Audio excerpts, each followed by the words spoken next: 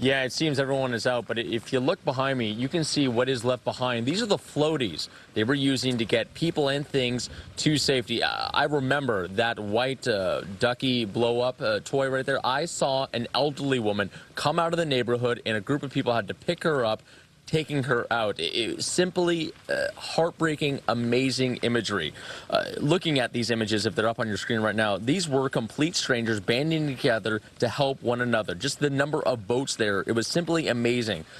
People really just coming here, showing their best faces in the face of crisis. Mark, Leslie. All right, Josh, you're still there. Got a quick question for you. I know you were witnessing or along with some of the crews that were helping rescue people yesterday. We've talked a lot about federal assistance in the area like FEMA, and the governor's activated the Guard. These rescues that you were seeing in the last day or so, are these citizens helping citizens, or have you seen any of those federal or state assets in action there in Houston?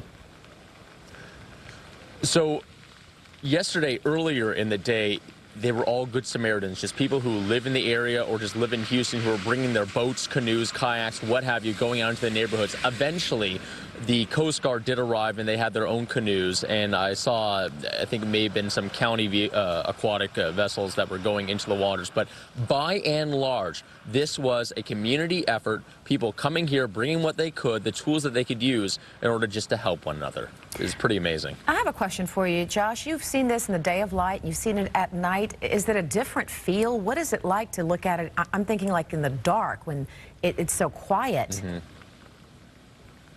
Well, you know, one thing that is pretty amazing is if you look, it's hard to see, you know, back because it's so dark, but this water right now, it was not this close to the street. It was about farther back, I'd say even about 10 feet. It's amazing just how expansive the water has become as it continues to rise. The Army Corps of Engineers is saying that now that this new reservoir, the Bark Reservoir, is releasing water, the water level could rise 4 to 6 inches per hour. That's to me at least, that's an amazing number, and we're seeing the direct result of that right here.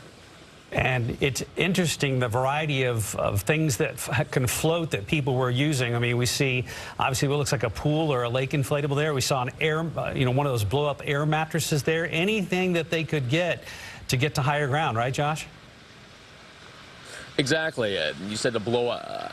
One of the images that really sticks in my mind is a dog that was on, it was either a camping mattress or inflatable or just one of those foam ones. Anything that could float, you were seeing them using, but also people were just grabbing things, whatever they could, putting them in plastic bags and just hoping that they would make it once they themselves got to safety. Mark, Leslie. Well, it looks like the rain is starting to come down a little bit harder on you. Again, thank you so much for your reporting. Please stay safe, and we'll...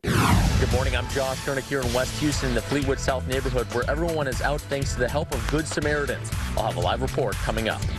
Good morning. I'm Josh Koenig in West Houston. The rain continues to fall. I'll have a live report showing some of the heartbreaking images coming up.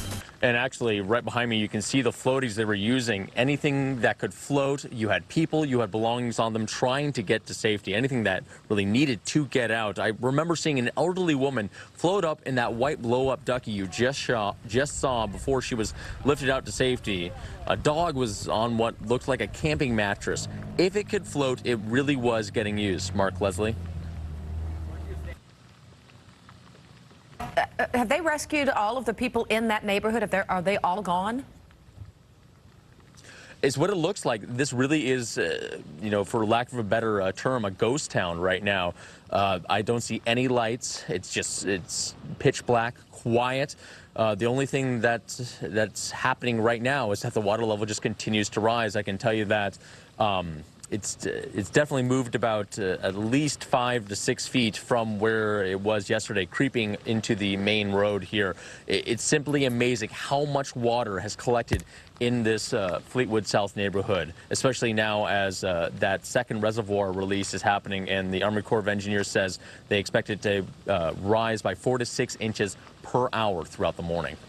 For folks just now waking up, Josh, I want to bring back a topic we mentioned a little bit earlier in the newscast. In the last 24 to 36 hours, has it been civilians rescuing people, or have you seen these state and federal assets in place? Yeah. When I was there yesterday, by and large, these were just good Samaritans, neighbors, complete strangers who were coming, bringing their boats, their kayaks, their canoes, anything that could be used to transport people on water. It was here, and they were just helping, you know, in one of the greatest times of need in recent memory here in Houston. It was pretty impressive. The Coast Guard did eventually come, but I imagine, you know, they are probably spread so thin themselves that they themselves are relying on just the good work and the generosity of the people here in Houston. In the middle of all the heartbreaking images, it is heartwarming to see people coming together to help people. All right, Exactly. Josh Gernick live in West Houston. Josh, stay safe.